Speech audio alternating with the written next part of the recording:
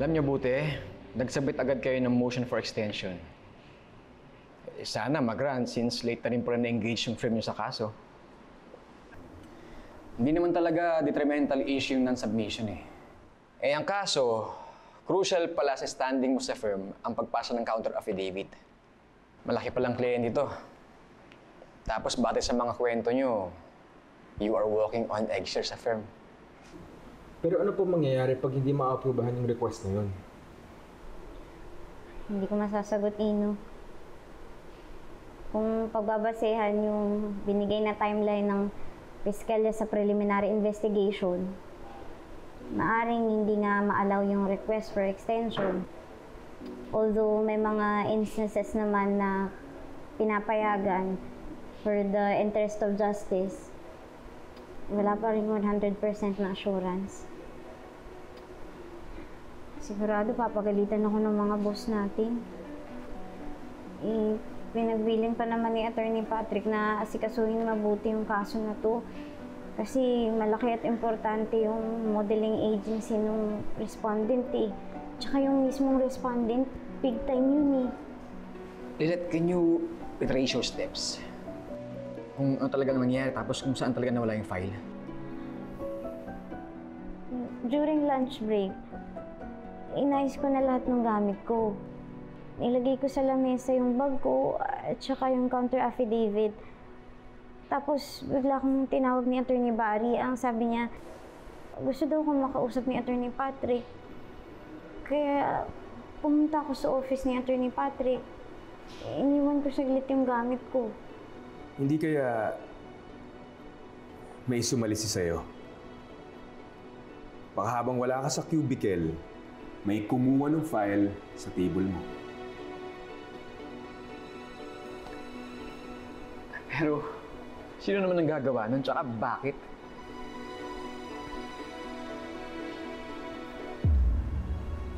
Nung nagbura ng legal opinion na ginagawa ko sa laptop ko, siya din yung kumuha ng counter affidavit ng kliyente. Gusto niya talaga akong isabotahe. Iisa lang naman yung kilala kong matindi yung galit at may motibong gawin sa akin yun.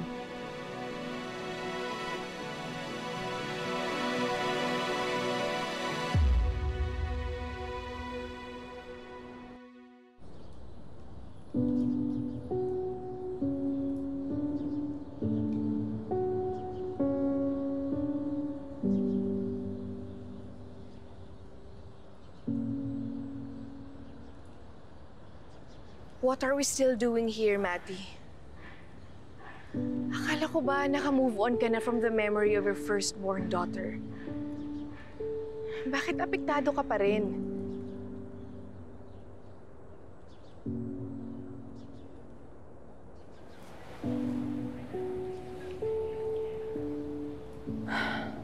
Today is a special day. It's Lily's birthday.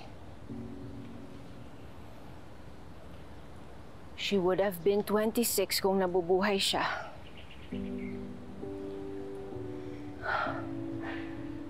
On some days, nakakayanan kong hindi siya maisip.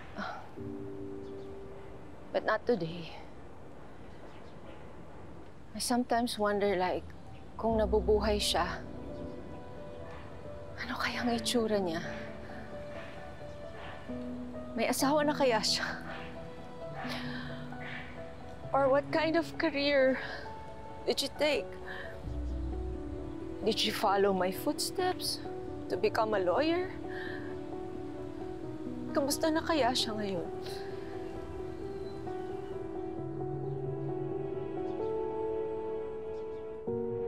Because Lilette is not just your competition in court, kundi kahati mo rin siya sa love and attention ng mommy mo. Si Lilette at si Lily ay iisa lamang. Matty, I know that it's painful to hear this, but Lily is gone.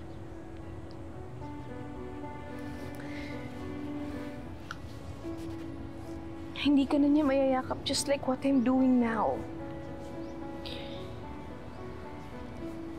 You have shed tears over the years at kahit ano pang gawin mo, hindi na siya babalik, Mati. Nandito naman ako eh. Sa akin mo na lang ibuhos lahat ng love and attention mo.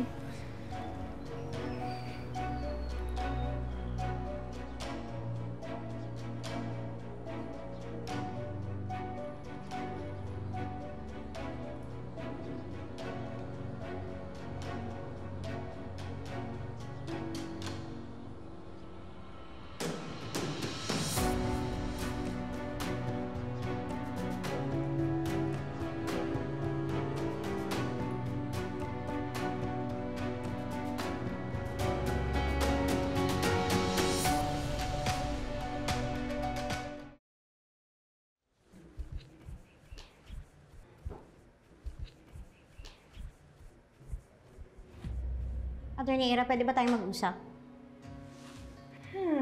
Pag-isipan ko. Sorry, not interested. Nasaan yung counter affidavit ng client sa cyberbullying case? Mukha bang lost and found tong cubicle ko? Ba't sa akin mo hinahanap? Eh, di ba ikaw na nga yung inassign para mag-submit nun yesterday? Oh no! Does this mean na hindi mo na ipasa kahapon? That's a very serious offense, Attorney Matias. Huwag ka nang magmaang-maangan. Alam ko naman na ikaw lang yung gustong manabutahe sa akin dito sa Keystone eh. At talagang kinuntsaba mo pa si Trixie para tulungan ka? Ano, kayong dalawang kumuha ng file? I don't know what you're talking about. Wala akong kinukuha sa'yo. Now, get the hell out of my office bago ba ako matuluyang mapikon sa'yo at kasuhan pa kita ng slander. Kung wala kang kinuha, eh ano to? Ano ba? Akin na nga! Hindi mo pwedeng kunin to! Hindi! Akin to! Hindi mo pwedeng kunin to! Hindi! Ibigay mo sa akin yung let! Ito ang magpapatunay na ikaw talaga yung kumuha ng file. Alam mo, sobrang dami mo ng kasalanan sa akin, ipinalagpas ko lang. Sisiguraduhin ko na mananagot ka sa pananabutahe mo. Oras na para pagbayaran mo lahat ng kasalanan mo sa akin. Sabi na hindi pwede sa'yo. Akin to eh! Bitawan mo! Hindi, bitawan mo to! Akin to! Lilet! Ano ba?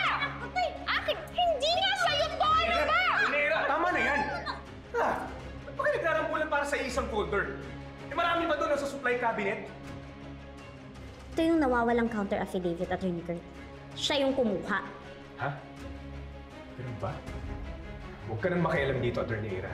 Amin na tong folder. Hindi nyo nga pwedeng kunin yan! Ano ba? Akin na!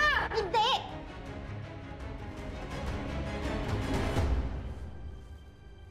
Will someone please explain to me what's going on?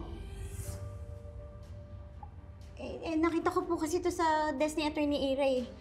Ito po yung nawawalang counter affidavit. Hindi po kami nakapag-submit kasi sa kagagawan niya eh. What? Tama ba yung narinig ko? Hindi mo na ipasa yung counter affidavit na kliyente natin? Opo, kasi kinuha niya po ito sa mga gamit ko. Follow me. We'll go to Attorney Mer's office to sort this out.